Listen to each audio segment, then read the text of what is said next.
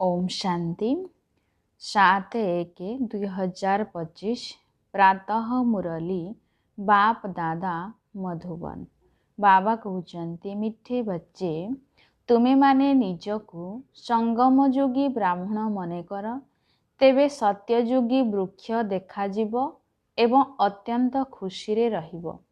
तुमे माने निजकु संगमयोगी ब्राह्मण मनेकर तेबे सत्ययोगी वृक्ष देखाजिब एवं अत्यंत खुशी रे रहिब। बाबांकर प्रथम प्रश्न अछि जेउ संतान माने ज्ञानर शौखीन अटंती सेमानकर लक्षण कौन होइथिबो। जेउ संतान माने ज्ञानर शौखीन अटंती सेमानकर लक्षण कौन होइथिबो।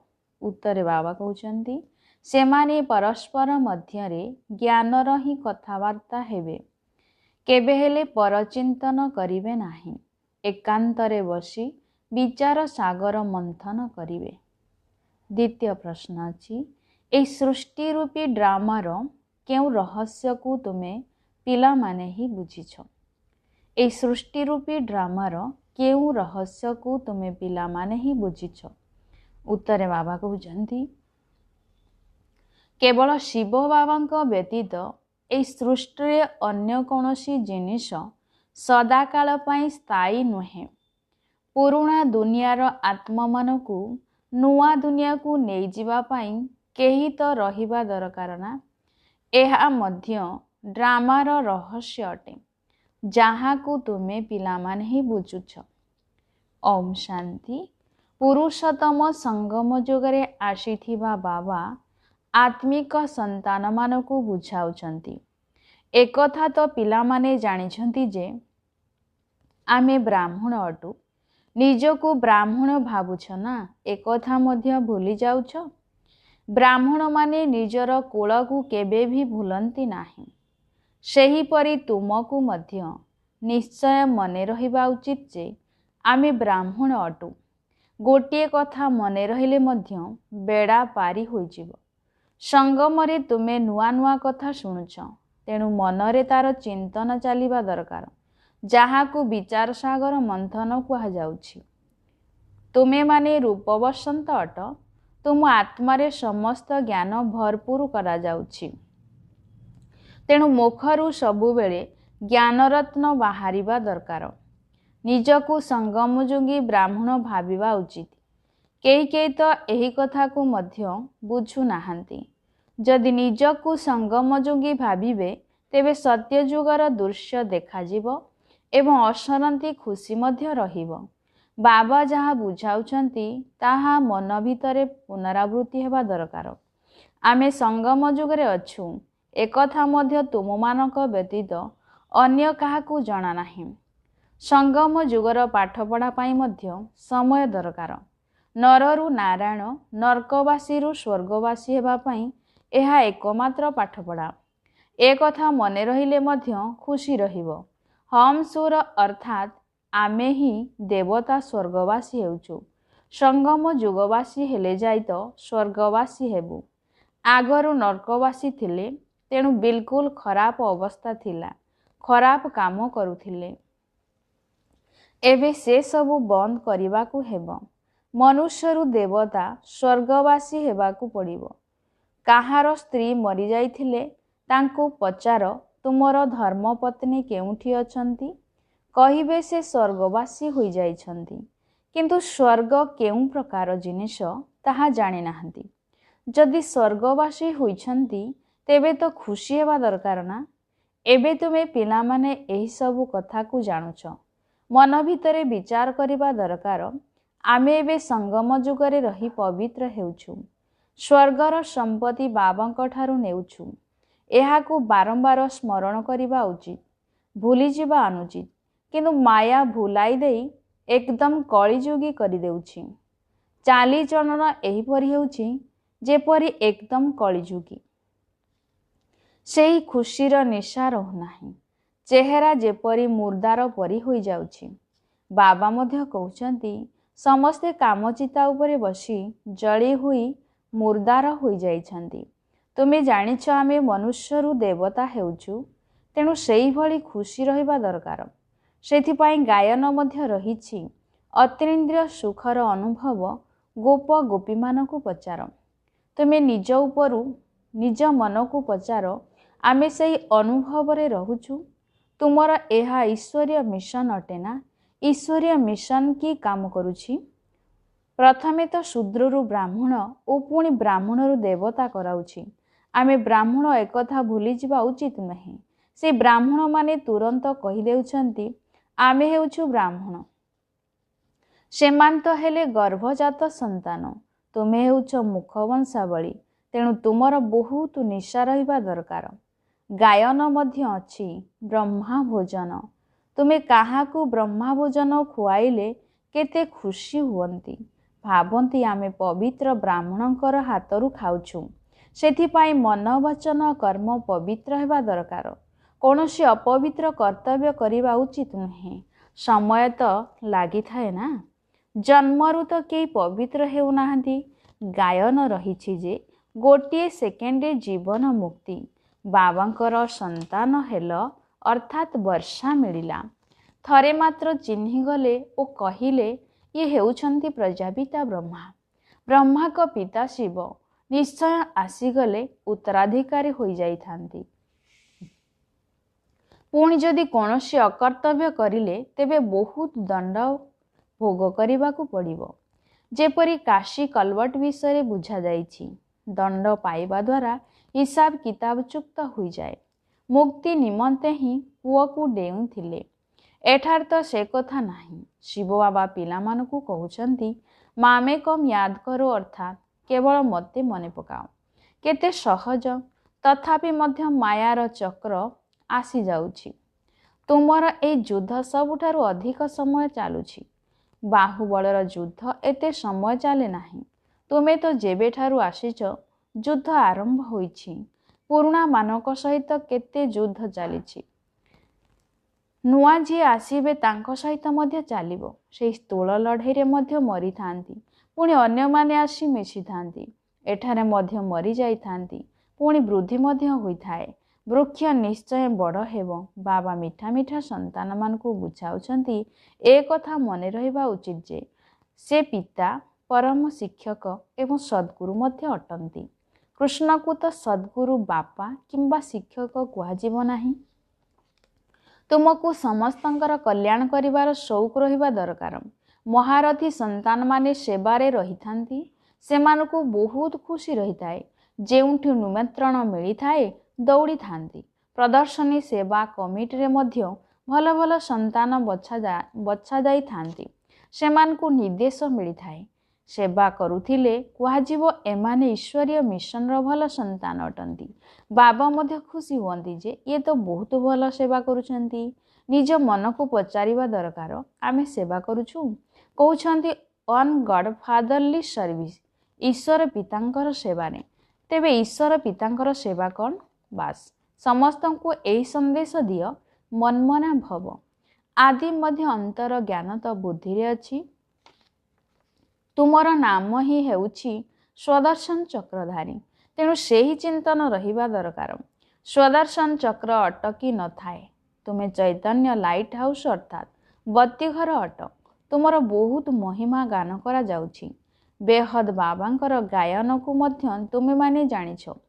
ସେ ଜ୍ଞାନର ସାଗର ପତିତ ପାବନ ଗୀତାର ଭଗବାନ ଅଟନ୍ତି। ସେ ହିଁ ଜ୍ଞାନ ଏବଂ ଯୋଗବଳ ଦ୍ୱାରା ଏହି କାର୍ଯ୍ୟ କରାଉଛନ୍ତି। ଏଥିରେ ଯୋଗବଳର ବହୁତ ପ୍ରଭାବ ରହିଛି। ଭାରତର ପ୍ରାଚୀନ ଯୁଗ ବହୁତ ପ୍ରସିଦ୍ଧ। ତାହା ତୁମେ ଏବେ ଶିଖୁଛ। ସନ୍ନ୍ୟାସୀମାନେ ତ ହଠଯୋଗୀ ଅଟନ୍ତି। ସେମାନେ ପତିତମାନଙ୍କୁ ପାବନ କରିପାରିବେ ନାହିଁ। ଜ୍ଞାନ ତ ଏକମାତ୍ର ବାବାଙ୍କ ପାଖରେ ହିଁ ଅଛି। ଜ୍ଞାନ ଦ୍ୱାରା ତୁମେମାନେ ଜନ୍ମ ନେଉଛ। ଗୀତାକୁ ମା ବାପା ବୋଲି କୁହାଯାଏ। ଗୀତା ମାତା ପିତା ଅଟେ ନା। ତୁମେମାନେ ଶିବ ବାବାଙ୍କର ସନ୍ତାନ, ପୁଣି ମାତା ପିତା ଦରକାର ନା। ମନୁଷ୍ୟମାନେ ତ କେବଳ ଗାୟନ କରୁଛନ୍ତି, କିନ୍ତୁ କିଛି ବୁଝୁନାହାନ୍ତି। ବାବା ବୁଝାଉଛନ୍ତି ଏହାର ଅର୍ଥ କେତେ ଗୁହ୍ୟ ଅଟେ। ଈଶ୍ୱର ପିତା କୁହାଯାଉଛି, ପୁଣି ମାତା ପିତା କାହିଁକି କୁହାଯାଉଛି? ବାବା ବୁଝାଇଛନ୍ତି, ଯଦିଓ ସରସ୍ୱତୀ ଅଛନ୍ତି, କିନ୍ତୁ ବାସ୍ତବରେ ସତ୍ୟ ମାତା ତ ବ୍ରହ୍ମପୁତ୍ର ଅର୍ଥାତ୍ ବ୍ରହ୍ମା ବାବା ଅଟନ୍ତି। ସାଗର ଏବଂ ବ୍ରହ୍ମପୁତ୍ରା। ବ୍ରହ୍ମପୁତ୍ର ନଦୀ ବ୍ରହ୍ମାଙ୍କର ପ୍ରତୀକ ଅଟେ। ପ୍ରଥମେ ପ୍ରଥମେ ସେଇ ଦୁହିଁଙ୍କର ସଙ୍ଗମ ହେଉଛି। ବାବା ୟାଙ୍କ ଭିତରେ ପ୍ରବେଶ କରୁଛନ୍ତି। ଏହା କେତେ ସୂକ୍ଷ୍ମ କଥା ଅଟେ। ବହୁତଙ୍କ ବୁଦ୍ଧିରେ ଏ କଥା ରହୁନାହିଁ, ଯାହାକି ଚିନ୍ତନ କରିବେ। ବିଲକୁଲ ସ୍ୱଳ୍ପ ବୁଦ୍ଧି ସମ୍ପନ୍ନ ଅଟନ୍ତି। ସେମାନେ କମ୍ପଦ ପାଇବେ। ତାଙ୍କ ନିମନ୍ତେ ବାବା ପୁନର୍ବାର କହୁଛନ୍ତି, ନିଜକୁ ଆତ୍ମା ଭାବ। ଏହା ତ ସହଜ ଅଟେ ନା। ଆମ ଆତ୍ମାମାନଙ୍କର ପିତା ହେଉଛନ୍ତି ପରମାତ୍ମା। ସେ ତୁମ ଆତ୍ମାମାନଙ୍କୁ କହୁଛନ୍ତି, କେବଳ ମୋତେ ମନେ ପକାଇଲେ ବିକର୍ମ ବିନାଶ ହେବ। ଏହା ହେଉଛି ମୁଖ୍ୟ କଥା। ସ୍ୱଳ୍ପ ବୁଦ୍ଧିବାନ ଆତ୍ମା ଗହନ କଥା ବୁଝିପାରିବେ ନାହିଁ। ସେଥିପାଇଁ ଗୀତାରେ ମଧ୍ୟ ଅଛି, ମନ୍ମନା ଭବ। ସମସ୍ତେ ଲେଖୁଛନ୍ତି, ବାବା ଯୋଗର ଯାତ୍ରା ବହୁତ କଷ୍ଟସାଧ୍ୟ। ବାରମ୍ବାର ଭୁଲି ଯାଉଛୁ, କୌଣସି ନା କୌଣସି ବିଷୟରେ ହାରି ଯାଉଛୁ। ଏହା ମାୟା ଏବଂ ଈଶ୍ୱରଙ୍କ ସନ୍ତାନ ମଧ୍ୟରେ ବକ୍ସିଂ ଅଟେ। କିନ୍ତୁ ଏ ବିଷୟରେ କାହାକୁ ମଧ୍ୟ ଜଣା ନାହିଁ। ବାବା କହୁଛନ୍ତି, ମାୟା ଉପରେ ବିଜୟ ପ୍ରାପ୍ତ କରି କର୍ମାତୀତ ଅବସ୍ଥାକୁ ପ୍ରାପ୍ତ କରିବାକୁ ହେବ। ପ୍ରଥମେ ପ୍ରଥମେ ତୁମେ ଆସିଛ କର୍ମ ସମ୍ବନ୍ଧରେ। ସେଇଥିରେ ଆସି ଆସି ପୁଣି ଅଧାକଳ୍ପ ପରେ ତୁମେ କର୍ମ ବନ୍ଧନରେ ଆସିଯାଇଛ। ପ୍ରଥମେ ପ୍ରଥମେ ତୁମେ ପବିତ୍ର ଆତ୍ମା ଥିଲ, ନା ସୁଖର ନା ଦୁଃଖର କର୍ମବନ୍ଧନ ଥିଲା? ପୁଣି ସୁଖର ସମ୍ବନ୍ଧରେ ଆସିଲ, ଏକଥା ମଧ୍ୟ ଏବେ ତୁମେମାନେ ଜାଣୁଛ। ଆମେ ସମ୍ବନ୍ଧରେ ଥିଲୁ, ଏବେ ଦୁଃଖର ବନ୍ଧନରେ ଅଛୁ, ପୁଣି ନିଶ୍ଚୟ ସୁଖରେ ରହିବୁ। ଯେତେବେଳେ ଦୁନିଆ ନୂଆ ଥିଲା, ସେତେବେଳେ ମାଲିକ ଥିଲୁ। ଏବେ ପୁରୁଣା ଦୁନିଆରେ ପତିତ ହୋଇଯାଇଛୁ। ପୁଣି ଆମେ ଦେବତା ହେଉଛୁ। ତେଣୁ ଏକଥା ମନେ ପକାଇବାକୁ ପଡ଼ିବ ନା। ବାବା କହୁଛନ୍ତି, ମୋତେ ମନେ ପକାଇଲେ ତୁମର ପାପ କଟିଯିବ। ତୁମେ ମୋ ଘରକୁ ଆସିଯିବ। ମାୟା ଶାନ୍ତିଧାମ ସୁଖଧାମକୁ ଆସିବ। ଭାୟା ଶାନ୍ତିଧାମ ସୁଖଧାମକୁ ଆସିବ। ପ୍ରଥମେ ଘରକୁ ଯିବାକୁ ପଡ଼ିବ। ବାବା କହୁଛନ୍ତି, ମୋତେ ମନେ ପକାଇଲେ ତୁମେ ପବିତ୍ର ହେବ। ମୁଁ ପତିତ ପାବନ ତୁମକୁ ପବିତ୍ର କରୁଛି। ଘରକୁ ଆସିବା ପାଇଁ ଏହିପରି ନିଜ ସହିତ କଥା ହେବାକୁ ପଡ଼ିବ। ନିଶ୍ଚିନ୍ତ ଏବେ ଚକ୍ର ପୂରା ହେଉଛି। ଆମେ ଏତେ ଜନ୍ମ ନେଇଛୁ। ଏବେ ବାବା ପତିତରୁ ପବିତ୍ର କରିବା ପାଇଁ ଆସିଛନ୍ତି। ଏହି ଯୋଗ ବଳ ଦ୍ୱାରା ହିଁ ପବିତ୍ର ହେବା ଏବଂ ଏହା ବହୁତ ନାମୀଗ୍ରାମୀ ଅଟେ, ଯାହାକୁ କେବଳ ବାବା ହିଁ ଶିଖାଇ ପାରିବେ। ଏଥିରେ ଶରୀର ଦ୍ୱାରା କିଛି କରିବାର ଆବଶ୍ୟକତା ନାହିଁ। ତେଣୁ ସାରାଦିନ ଏହି କଥାର ମନ୍ଥନ ଚାଲିବା ଦରକାର। ଏକାନ୍ତରେ ଯେଉଁଠି ବସ ଅଥବା ଯେଉଁଠାକୁ ବି ଯାଅ, ବୁଦ୍ଧିରେ ଏହା ହିଁ ରହୁ। ଏକାନ୍ତ ସ୍ଥାନ ତ ବହୁତ ରହିଛି। ଛାତ ଉପରେ ମଧ୍ୟ ଡରିବାର କୌଣସି କଥା ନାହିଁ। ଆଗରୁ ତୁମେ ସକାଳୁ ମୁରଲି ଶୁଣିବା ପରେ ପାହାଡ଼ ଉପରକୁ ଯାଉଥିଲ। ଯାହା ଶୁଣିଥାଅ ତାର ଚିନ୍ତନ କରିବା ପାଇଁ ପାହାଡ଼ ଉପରେ ଯାଇ ବସୁଥିଲ। ଯେଉଁମାନେ ଜ୍ଞାନର ସୌଖିନ ହୋଇଥିବେ, ସେମାନେ ତ ପରସ୍ପର ମଧ୍ୟରେ ଜ୍ଞାନର କଥା ହିଁ ହେବେ। ଜ୍ଞାନ ନଥିଲେ ପରଚିନ୍ତନ କରିବେ। ପ୍ରଦର୍ଶନୀରେ ତୁମେ କେତେ ଜଣକୁ ଏହି ରାସ୍ତା ବତାଉଛ। ଭାବୁଛ ଆମର ଧର୍ମ ବହୁତ ସୁଖଦାୟୀ ଅଟେ। ଅନ୍ୟ ଧର୍ମାବଲମ୍ବୀମାନଙ୍କୁ କେବଳ ଏତିକି ବୁଝାଇବାକୁ ହେବ ଯେ ବାବାଙ୍କୁ ମନେ ପକାଅ। ଏକଥା ଭାବିବାର ନାହିଁ ଯେ ଇଏ ମୁସଲମାନ, ମୁଁ ଅମୁକ। ନା, ଆତ୍ମାକୁ ଦେଖି ବୁଝାଇବାକୁ ହେବ। ପ୍ରଦର୍ଶନୀରେ ବୁଝାଇବା ସମୟରେ ମଧ୍ୟ ଏହି ଅଭ୍ୟାସ ରହୁ। ମୁଁ ଆତ୍ମା ଭାଇକୁ ବୁଝାଉଛି। ଏବେ ଆମକୁ ବାବାଙ୍କ ଠାରୁ ବର୍ଷା ମିଳୁଛି। ନିଜକୁ ଆତ୍ମା ଭାବି ଭାଇମାନଙ୍କୁ ଜ୍ଞାନ ଦେଉଛି। ଏବେ ବାବାଙ୍କ ପାଖକୁ ଚାଲ। ବହୁତ ସମୟରୁ ଅଲଗା ହୋଇଯାଇଛି। ତାହା ହେଉଛି ଶାନ୍ତିଧାମ। ଏଠାରେ କେତେ ଅଶାନ୍ତି, ଦୁଃଖ ଆଦି ରହିଛି। ଏବେ ବାବା କହୁଛନ୍ତି, ନିଜକୁ ଆତ୍ମା ଭାବିବାର ଅଭ୍ୟାସ କର। ତେବେ ନାମ ରୂପ ଦେହ ସବୁ ଭୁଲି ହୋଇଯିବ। ଅମୁକ ମୁସଲମାନ ଅଟେ, ଏପରି କାହିଁକି ଭାବୁଛ? ଆତ୍ମା ଭାବି ବୁଝାଅ। ବୁଝିପାରୁଛନ୍ତି ଇଏ ଭଲ ଆତ୍ମା ନା ଖରାପ ଆତ୍ମା? ଏକଥା ଆତ୍ମା ନିମନ୍ତେ ହିଁ କୁହାଯାଉଛି। ଖରାପ ଆତ୍ମା ଠାରୁ ଦୂରେଇ ରହିବା ଉଚିତ। ଏବେ ତୁମେ ବେହଦ ବାବାଙ୍କର ସନ୍ତାନ ଅଟ। ଏଠାରେ ବହୁତ ଦିନ ଅଭିନୟ କଲେ ଏବେ ପୁଣି ଘରକୁ ଯିବାକୁ ହେବ। ତେଣୁ ପବିତ୍ର ହେବାକୁ ପଡ଼ିବ। ବାବାଙ୍କୁ ନିଶ୍ଚୟ ମନେ ପକାଇବାକୁ ହେବ। ପବିତ୍ର ହେଲେ ପବିତ୍ର ଦୁନିଆର ମାଲିକ ହେବ। ମୁଖ ଦ୍ୱାରା ପ୍ରତିଜ୍ଞା କରିବାକୁ ପଡ଼ିଥାଏ। ବାବା ମଧ୍ୟ କହୁଛନ୍ତି, ପ୍ରତିଜ୍ଞା କର। ବାବା ଉପାୟ ମଧ୍ୟ ବତାଉଛନ୍ତି ଯେ ତୁମେ ଆତ୍ମା ଭାଇ ଭାଇ ଅଟ। ପୁଣି ଶରୀରରେ ଆସିଲେ ଭାଇ ଭଉଣୀ ହେଉଛ। ଭାଇ ଭଉଣୀ ଭିତରେ ବିକାରୀ ସମ୍ବନ୍ଧ ରହିପାରିବ ନାହିଁ। ପବିତ୍ର ହୋଇ ତୁମେ ବାବାଙ୍କୁ ମନେ ପକାଇଲେ ବିଶ୍ୱର ମାଲିକ ହୋଇଯିବ। ଏକଥା ମଧ୍ୟ ବୁଝାଯାଉଛି, ମାୟାଠାରୁ ହାରିଗଲେ ପୁଣି ଉଠି ଛିଡ଼ା ହୋଇଯାଅ। ଯେତେ ଛିଡ଼ା ହେବ ସେତେ ପ୍ରାପ୍ତି କରିପାରିବ। କ୍ଷତି ହେବ ଜମା ତ ହୋଇଥାଏ ନା। ଅଧାକଳ୍ପ ଜମା ପୁଣି ରାବଣ ରାଜ୍ୟରେ କ୍ଷତି ହୋଇଥାଏ। ହିସାବ ରହିଛି ନା, ଜିତିବା ଅର୍ଥାତ୍ ଜମା, ହାରିବା ଅର୍ଥାତ୍ କ୍ଷତି। ତୁମେ ନିଜର ସମ୍ପୂର୍ଣ୍ଣ ଯାଞ୍ଚ କରିବା ଦରକାର। ବାବାଙ୍କୁ ମନେ ପକାଇବା ଦ୍ୱାରା ତୁମକୁ ଖୁସି ମିଳିବ। ସେମାନେ ତ କେବଳ ଗାୟନ କରିଥାନ୍ତି, କିନ୍ତୁ ଜ୍ଞାନ କିଛି ହେଲେ ନାହିଁ। ଅଜ୍ଞାନତାରେ ସବୁ କିଛି କରୁଛନ୍ତି। ତୁମେମାନେ ତ ପୂଜା ଆଦି କରୁନାହଁ, ବାକି ଗାୟନ ତ କରିବ ନା। ସେହି ଏକମାତ୍ର ବାବାଙ୍କର ଗାୟନ ହେଉଛି ଅବ୍ୟଭିଚାରୀ ଗାୟନ। ବାବା ଆସି ତୁମକୁ ସ୍ୱତଃ ପଢ଼ାଉଛନ୍ତି। ତୁମର କୌଣସି ପ୍ରଶ୍ନ ପଚାରିବାର ଆବଶ୍ୟକତା ନାହିଁ। ଚକ୍ର ସ୍ମୃତିରେ ରହିବା ଦରକାର। ବୁଝିବା ଦରକାର ଯେ ଯେପରି ଆମେ ମାୟା ଉପରେ ବିଜୟ ପ୍ରାପ୍ତ କରୁଛୁ, ପୁଣି ହାରି ଯାଉଛୁ। ବାବା ବୁଝାଉଛନ୍ତି ହାରିବା ଦ୍ୱାରା 100 ଗୁଣା ଦଣ୍ଡଭୋଗ କରିବାକୁ ପଡ଼ିବ। ବାବା କହୁଛନ୍ତି ସଦ୍ ଗୁରୁଙ୍କର ନିନ୍ଦା କରାଅ ନାହିଁ, ନଚେତ୍ କେଉଁଠି ରହିପାରିବ ନାହିଁ। ଏହା ସତ୍ୟନାରାୟଣଙ୍କର କଥା ଅଟେ। ଏହାକୁ କେହି ଜାଣିନାହାନ୍ତି। ଗୀତା ଏବଂ ସତ୍ୟନାରାୟଣଙ୍କ କଥାକୁ ଅଲଗା ଅଲଗା କରିଦେଇଛନ୍ତି। ନରରୁ ନାରାୟଣ ହେବା ପାଇଁ ହିଁ ଏହି ଗୀତା ଉଦ୍ଦିଷ୍ଟ। ବାବା କହୁଛନ୍ତି ମୁଁ ତୁମକୁ ନରରୁ ନାରାୟଣ ହେବାର କଥା ଶୁଣାଉଛି।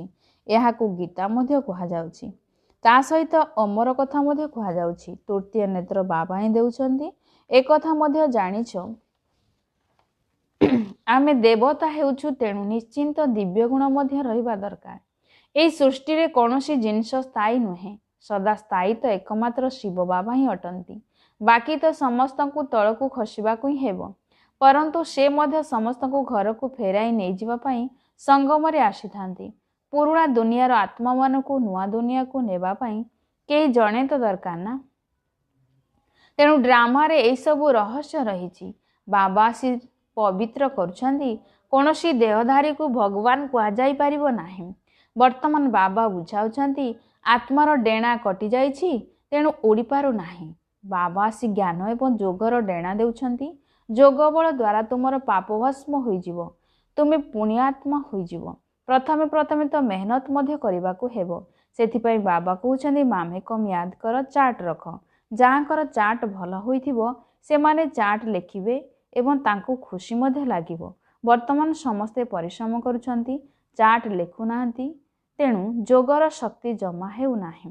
ଚାଟ୍ ଲେଖିବାରେ ବହୁତ ଫାଇଦା ରହିଛି। ଚାଟ୍ ସହିତ ଜ୍ଞାନର ପଏଣ୍ଟସ୍ ମଧ୍ୟ ଲେଖିବା ଦରକାର। ଚାଟ୍ରେ ତ ଉଭୟ ଲେଖିବା ଦରକାର।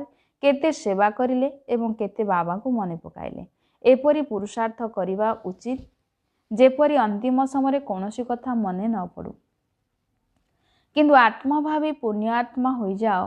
ନିଜକୁ ଆତ୍ମା ଭାବି ପୁଣ୍ୟାତ୍ମା ହୋଇଯାଉ। ଏହି ମେହନତ କରିବାକୁ ହେବ।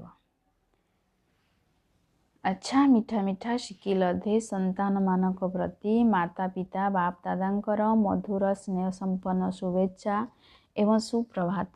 ଆତ୍ମିକ ପିତାଙ୍କର ଆତ୍ମିକ ସନ୍ତାନମାନଙ୍କୁ ନମସ୍ତେ। ଆତ୍ମିକ ସନ୍ତାନମାନଙ୍କର ଆତ୍ମିକ ମାତା ପିତା ବାପ ଦାଦାଙ୍କୁ ସୁପ୍ରଭାତ। ନମସ୍ତେ ନମସ୍ତେ ନମସ୍ତେ। ଧାରଣ ପାଇଁ ମୁଖ୍ୟ ସାରାଂଶ। ପ୍ରଥମ ନମ୍ବର, ଏକାନ୍ତରେ ବସି ଜ୍ଞାନର ଚିନ୍ତନ ମନ୍ଥନ କରିବାକୁ ହେବ। ଯୋଗର ଯାତ୍ରାରେ ରହି ମାୟା ଉପରେ ବିଜୟ ପ୍ରାପ୍ତ କରି କର୍ମାତୀତ ଅବସ୍ଥାକୁ ପ୍ରାପ୍ତ କରିବାକୁ ହେବ। ଦ୍ୱିତୀୟ ପଏଣ୍ଟ ବାବା କହୁଛନ୍ତି କାହାକୁ ବି ଜ୍ଞାନ ଶୁଣାଇବା ସମୟରେ ବୁଦ୍ଧିରେ ରହୁ ଯେ ମୁଁ ଆତ୍ମା ଭାଇକୁ ଜ୍ଞାନ ଶୁଣାଉଛି। ନିଜର ନାମ ରୂପ ଦେହ ସବୁ କିଛି ଭୁଲି ହୋଇଯାଉ। ପବିତ୍ର ହେବାର ପ୍ରତିଜ୍ଞା କରି ନିଜେ ପବିତ୍ର ହୋଇ ପବିତ୍ର ଦୁନିଆର ମାଲିକ ହେବାକୁ ପଡ଼ିବ। ଆଜି ବାବାଙ୍କର ବରଦାନ ଅଛି, ନିଜ ପ୍ରତି ଇଚ୍ଛା ମାତ୍ରର ଅବିଦ୍ୟା ହୋଇ ବାବାଙ୍କ ସମାନ ଅଖଣ୍ଡ ଦାନୀ ପରୋପକାରୀ ହୁଅ। ନିଜ ପ୍ରତି ଇଚ୍ଛା ମାତ୍ରର ଅବିଦ୍ୟା ହୋଇ ବାବାଙ୍କ ସମାନ ଅଖଣ୍ଡ ଦାନୀ ପରୋପକାରୀ ହୁଅ। ବିସ୍ତାରେ ବାବା କହୁଛନ୍ତି ବ୍ରହ୍ମା ବାବା ଯେପରି ନିଜର ଆରାମ କରିବାର ସମୟକୁ ମଧ୍ୟ ସେବାରେ ଲଗାଉଥିଲେ, ନିଜେ ନିର୍ମାଣ ଅର୍ଥାତ୍ ନିରଙ୍କାରୀ ହୋଇ ପିଲାମାନଙ୍କ ସମ୍ମାନ ଦେଉଥିଲେ, ସବୁ କାର୍ଯ୍ୟ କରୁଥିଲେ ମଧ୍ୟ ସୁନାମ ପ୍ରାପ୍ତ କରିବାର ଇଚ୍ଛାକୁ ମଧ୍ୟ ତ୍ୟାଗ କରିଥିଲେ। ନାମ ମାନ ସ୍ୱାଭିମାନ ସବୁଥିରେ ପରୋପକାରୀ ହୋଇଥିଲେ। ନିଜର ନାମ ପ୍ରାପ୍ତିକୁ ତ୍ୟାଗ କରି ଅନ୍ୟମାନଙ୍କର ନାମ ବିଖ୍ୟାତ କରାଇଥିଲେ। ନିଜକୁ ସର୍ବଦା ସେବାଧାରୀ କରି ରଖିଥିଲେ। ପିଲାମାନଙ୍କୁ ମାଲିକ କରିଥିଲେ। ପିଲାମାନଙ୍କର ସୁଖରେ ନିଜର ସୁଖ ମନେ କରୁଥିଲେ। ଏହିଭଳି ବାବାଙ୍କ ସମାନ ଇଚ୍ଛା ମାତ୍ର ଅବିଦ୍ୟା ଅର୍ଥାତ୍ ମସ୍ତ ଫକୀର ହୋଇ ଅଖଣ୍ଡ ଦାନୀ ପରୋପକାରୀ ହୁଅ, ତେବେ ଯାଇ ବିଶ୍ୱ କଲ୍ୟାଣ କାର୍ଯ୍ୟରେ ତୀବ୍ର ଗତି ଆସିବ। ସବୁ ପ୍ରକାର ସମସ୍ୟା ତଥା ଝଗଡ଼ା ସମାପ୍ତ ହୋଇଯିବ।